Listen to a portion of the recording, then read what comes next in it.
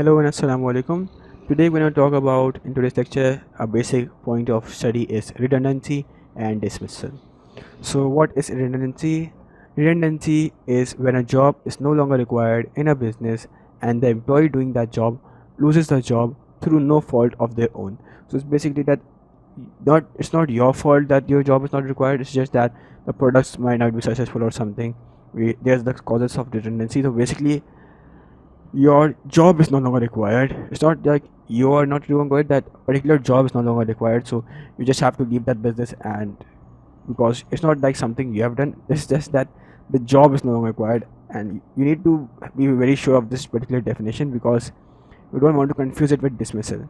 Dismissal is something different. Dismissal is when employer ends a worker's employment because the employee is no longer required. Why is the employee no longer required?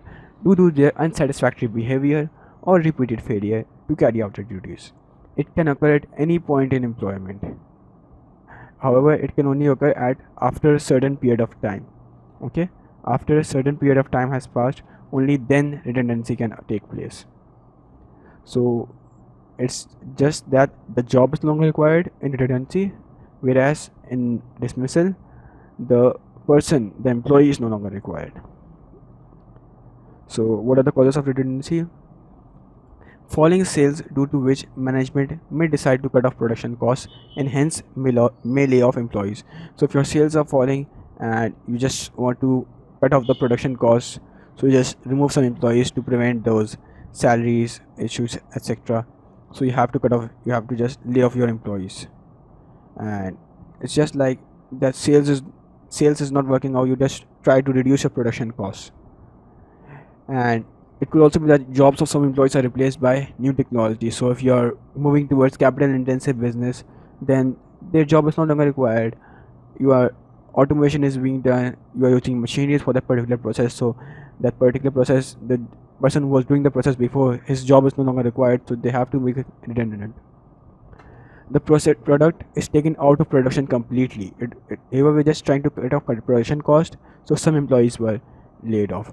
But over here, the whole product which was being made, that is taken out of production. One particular product, not all businesses not being shut down, business may have a lot of product portfolio, let's say a wide product portfolio. So one of those products is not doing too good, they want to take it out of production. So all those people who are working on that particular product, their job is no longer needed, so they are all made redundant. There is no need for the job anymore. And finally, redundancy could also take place due to a merger between two firms, resulting in surplus jobs. So if there's a merger, you have a lots of jobs now, but you can't. No, it's not like you don't need, but you are having lots of employees, but you don't have that many jobs. The jobs, let's say,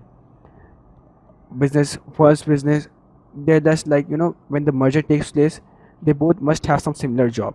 So that particular job that was similar to lots of employees, you can't just distribute. Division by labor was not possible. There was some extra employees on some particular job, you can say, so you have to just remove those extra employees because you can't pay those extra employees.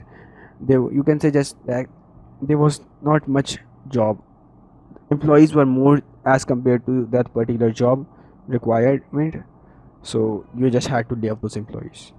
It might be a little bit too difficult to understand, but that's not one of the most major reasons. The first three mentioned are the most major reasons for redundancy, and particularly this point of new technology. New technology is basically the most important reason, most dominant reason of causing redundancy. Now, what are the ways you can use to help employees who are to be made redundant? Now if you want to lay off employees, you can't be a heartless beast and just lay them off. No, there are certain issues with that, so you have to be a little considerate towards them, their family. So you might try to first, before making them redundant, you might try to offer them redeployment opportunities, so that if they have those appropriate skills, or perhaps train them with new skills if possible. But this is the most least possible option out of all the options, because it's not easy to train those employees, or perhaps that they don't need some higher level skills jobs, so they just can't be trained enough for that job, nor do they have those skills for high level jobs. So you can't be just redeployed anywhere else. perhaps there's no vacancy anywhere else. You're just trying to cut off your production costs, so there's no more vacant jobs. So you just had to, make them redundant. So this first point is generally not always the case, and it's like the least possible out of all those points that I've written out. Then there should be an access to additional help for employees, such as job advice and counseling.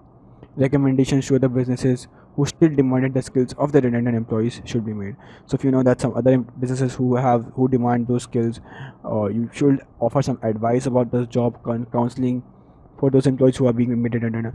You just have to try to help them find a new job before making them redundant. Or you could offer a long period of notice to allow employees to find other work. So before making them redundant, you offer them a notice. Okay, we are going to make you redundant in 2 to 3 months. So until that time, start finding a new job. So that you can do to allow them to find another work quickly. Financial package could be provided to help employees purchase essentials for themselves and their families until alternative work is found. So generally, businesses provide around 2 to 3 months salary, you can say, to those employees who they making redundant, so that until that particular job is not found, they can continue their survival and fulfill their daily requirements and daily basic needs, physiological needs, food, water, shelter. So that's how business could help employees who are made redundant. And this is the most favorable, the most possible option that a business have, unless it's low on cash and it's not too easy to all these methods are not too easy, they are costly to the business. And if the reason for being making redundant was to cut off production costs, so it's not too easy to provide that. But if the business has an objective of CSR, well, it will try to do its best to help its employees. Then we have dismissal. We just discussed the definition of dismissal before that. It is basically when employer ends a worker's employment because the employee is no longer required. It's not that the job is no longer required. No, the job is still required, but the employee is no longer required due to their unsatisfactory behavior or repeated failure to carry out their duties. It can occur at any point in employment. When I say any point, it means any point. It may be like 1 week later, 1 month later, anytime it can happen. What is the causes of dismissal? Continuous disregard of health and safety procedures. If you are continuously regarding they've given them warning, but still they are not taking care of their health or safety procedures of the business, not taking too much safety precautions at work, causing some harm to that particular workplace, so they will be dismissed. Deliberate destruction of a fellow employee's property or continued bullying of other employees. If they're not being too nice to the employees, bullying them or causing destruction to their properties, then you will be dismissed.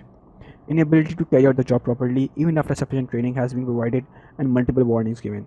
So if you're not able to carry out the job that you were asked to do, even though you have been warned that okay, you're not meeting your targets, you should meet your targets in the next month, otherwise you'll be fired.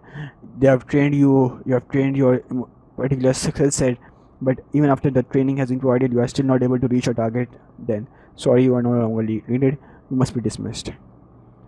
Continuous negative attitude at work which influences other employees negatively. So if you had some bad habits, you are being lazy around the other employees, then other junior employees will also get that negative attitude of yours, so it might affect them negatively as well and slow the production, so you have to just dismiss such employees. However, all this is part of fair dismissal, that okay, your dismissal is fair. However, sometimes there are situations where businesses can do unfair dismissal, which is like not doing fair, you are just being unfair because of some other reason. So what is unfair dismissal? Unfair dismissal is ending a worker's employment contract for a reason that the law regards as being unfair.